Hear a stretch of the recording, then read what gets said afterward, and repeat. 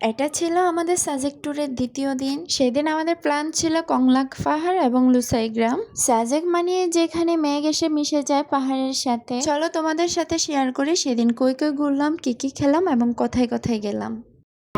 মেঘগুলো জমা হলো আকাশে। হ্যালো, আসসালামু আলাইকুম এভরিওয়ান, কেমন আছেন সবাই? লুসাই গ্রামে ঢুকলে এমন কিছু দোলনা চোখে পড়বে যেগুলোতে না উঠলে মনে হবে জীবনে বড় কিছু মিস করে ফেলছে।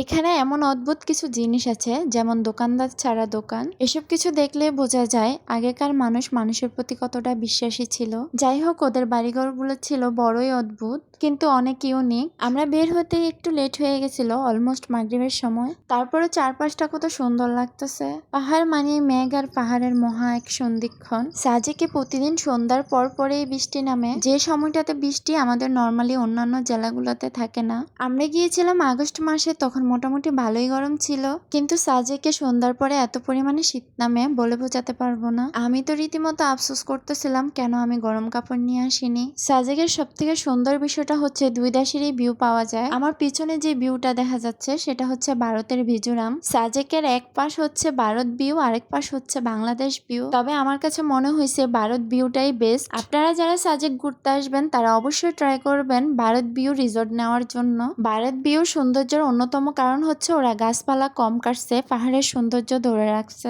আমাদের বাংলাদেশের সাইড গুলাতে গাছপালা খুবই কম। আমার এই ভিডিওটা কংলাক পাহাড় থেকে করা, আর এই সাইডটা হচ্ছে বাংলাদেশ ভিউ। যাই হোক, জীবনে বেঁচে থাকলে অবশ্যই একবার পাহাড় যাওয়ার ট্রাই করবেন। আমার মতে পৃথিবীর অর্ধেক সৌন্দর্য লুকিয়ে আছে পাহাড়ে। আল্লাহর সৃষ্টি এত সুন্দর, সুবহানাল্লাহ। যতই দেখি মন ভরে যায়। পাহাড়ে গেলে নাকি মানুষের মনের বিশালতা বাড়ে, কিন্তু সকালবেলা মেঘের কোলে বেশি বেশি সূর্য ওঠার দৃশ্যটা যে কারো মন কেড়ে নেবে। তার উপর সন্ধ্যাবেলার এই স্ট্রিট ফুড গুলোর কথা নাই বললাম। সাজেকে সন্ধ্যাবেলা হেলিপ্যাডের পাশে এই স্ট্রিট ফুডের দোকানগুলো বসে। সেখানে পাহাড়িরা তাদের জমে চাষ করা বিভিন্ন ফল ফলাদি নিয়ে আসে, আর সাথে থাকে তাদের হাতে বানানো মজার মজার স্ট্রিট ফুড।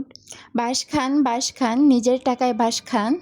এভাবেই অনেক দোকানদার ক্রেতাদেরকে ডাকতে থাকে। মূলত ওরা বাঁশকুড়োল খাওয়ার কথাই বোঝায়। বাঁশের যে কত পরিমাণ আইটেম আছে ওইখানে না গেলে আপনি জানবেনই না। শখের বসে চিকেন ব্যাম্বোটা ট্রাই করছিলাম, বাট খেতে অনেক ভালোই ছিল। স্পেশালি ওদের সিঙ্গারাটা আমার কাছে অনেক বেশি ভালো লাগছিল। আপনারা সাজেক গেলে অবশ্যই মাস্ট ওদের সিঙ্গারাটা ট্রাই করবেন। সন্ধ্যাবেলা এমন অনেক রেস্টুরেন্ট আছে যেখানে বারবিকিউ পার্টি এবং লাইভ গান হয়। আমরা এখানে ফাস্ট ফুড খেয়ে একটা রেস্টুরেন্টে চলে গেলাম লাইভ গান দেখতে। ভিডিওর লাস্টে ক্লিপসটা আমি শেয়ার করব, আপনারা অবশ্যই দেখে নেবেন। আর ভিডিওটি কে কোথা থেকে দেখছেন এবং ভিডিওটি কেমন লাগলো অবশ্যই কমেন্ট করে জানাবেন। আল্লাহ হাফেজ। সাজেকের বৃষ্টি প্লাস লাইভ গান আকাশে।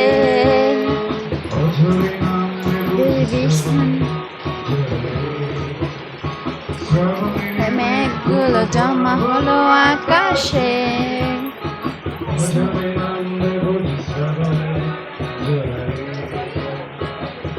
কেন মন